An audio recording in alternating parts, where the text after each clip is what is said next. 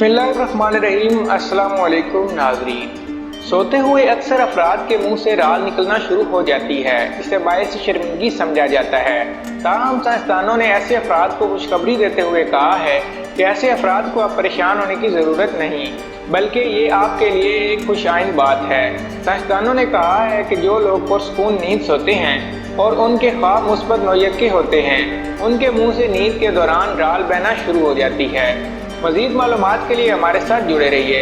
लेकिन वीडियो शुरू करने से पहले अगर आपने हमारे चैनल को सब्सक्राइब नहीं किया तो प्लीज़ हमारे चैनल को सब्सक्राइब करें, वीडियो को लाइक करें, शेयर करें। तो चलिए वीडियो शुरू करते हैं।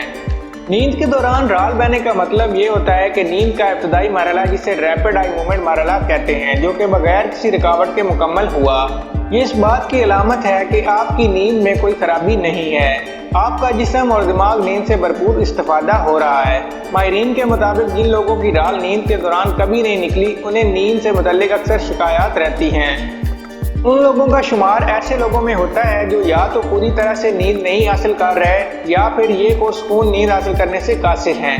अगर आपको हमारी ये वीडियो अच्छी लगे तो हमारे चैनल को सब्सक्राइब करें, वीडियो को लाइक करें, शेयर करें। Thank you.